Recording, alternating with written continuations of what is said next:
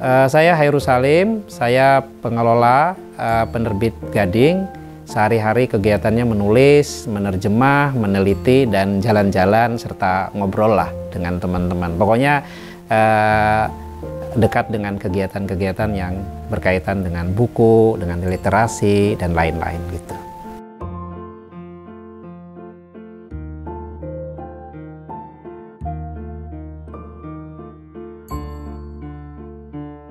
Saya waktu itu ya suka menulis ya, jadi ketemu orang, ada seorang peneliti kebudayaan namanya Pak Endo Suwanda. Kemudian beliau mengajak saya untuk mengelola atau ikut mengelola majalah Gong. Nah, majalah Gong itu majalah khusus kesenian tradisi sebenarnya. Nah, saya diajak bergabung, saya jadi redaktur pelaksana. Nah, kemudian di majalah itu bersama dengan teman-teman lain kami membuka rubrik-rubrik baru, termasuk yang sebelumnya tidak ada rubrik sastra, misalnya puisi dan cerpen, itu saya masukkan gitu ya. Dan salah satu rubriknya juga ada namanya rubrik tatap. Nah, saya yang menulis di setiap edisinya gitu. Saya nggak memiliki kemampuan menulis cerpen ya. Saya pernah menulis cerpen, pernah menerbitkan buku, tapi saya tahu lah bahwa cerpen saya itu bukan cerpen yang saya tidak merasa buruk, tapi itu bukan cerpen yang baik gitu. Jadi saya kira esai itulah yang wahana saya yang paling mudah saya jalankan, enak gitu ya, nyampe gitulah.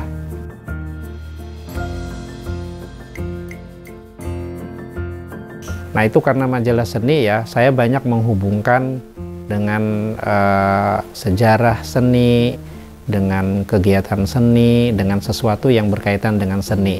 Entah itu musik, entah itu sastra, entah itu seni rupa, dan lain-lain.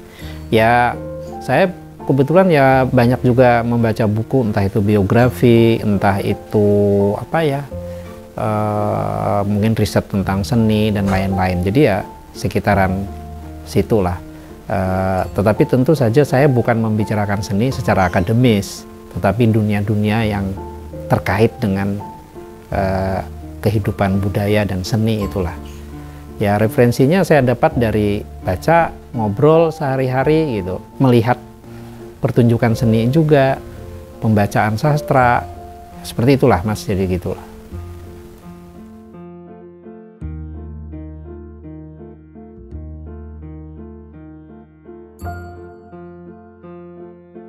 Ya, pertama kan ya pengarsipan lah ya itu. Jadi saya kira ya di ini ya mungkin beberapa teman tentu saja, saya sebenarnya awalnya tidak terlalu yakin, tidak terlalu confidence bahwa ini perlu apalagi penting untuk diterbitkan gitu. Tapi beberapa teman meyakinkan bahwa ini bagus Mas, perlu diterbitkan gitu. Akhirnya saya punya inilah, ya udahlah diterbitkan gitu. Nah, ketika menerbitkan itu saya merasa bahwa wah ini bagus juga untuk kepentingan dokumentasi gitu. Buat saya pribadi, buat saya keluarga, dan buat mungkin majalah Gong lah ya. Yang kedua, ketika saya baca lagi temanya juga berkaitan dengan kehidupan yang lebih luas ya. Misalnya tentang visi tentang hidup yang terbuka, visi tentang hidup yang tenang, visi tentang hidup yang senang gitu ya, lepas dari tekanan gitu, tidak dijajah oleh banyak hal, entah itu konsumerisme, entah itu kerja, jam kerja, dan lain-lain gitulah, seperti itu. Oke, saya kira ini mungkin masih menarik juga untuk dibaca orang ya.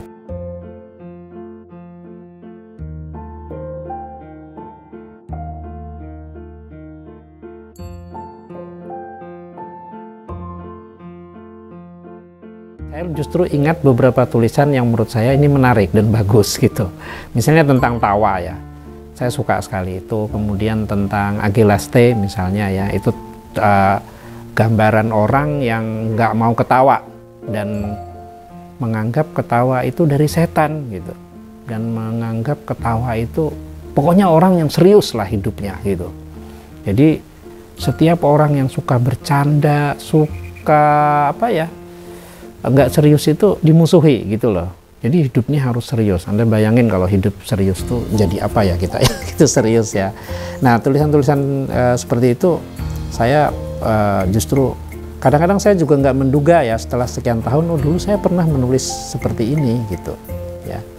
Nah, kalau yang tidak puas mungkin ada tentang wajah misalnya, saya tidak terlalu suka sebenarnya tulisan itu. Tapi saya menganggap ini tetap harus dimasukkan karena bagian dari sejarah kepenulisan ya gitu.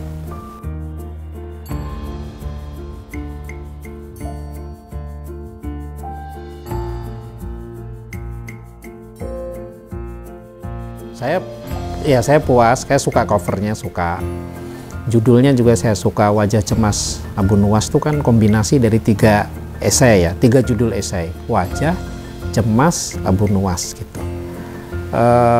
Beberapa teman yang membaca juga menyampaikan pesan bahwa ya ini oke, bacaan yang ringan dan ya tadi teman ngobrol, teman ngopi yang asik dan mengingatkan 1-2 hal yang penting sekian tahun lalu yang ternyata masih penting sampai sekarang gitu. Ada satu teman bilang bahwa ya baca esaimu dibanding misalnya dengan esais yang lain ya oke juga, tidak kalah gitu. Ini soal nama terkenal atau enggak. Wow, saya kan sebagai penulis ya senang banget dipuji begitu ya. Ya semoga itu pujian yang tulus gitu. Tapi begini, saya rasa saya sebagai penulis pun masih ingin menulis lebih baik dari itu ya, itu pasti ya gitu.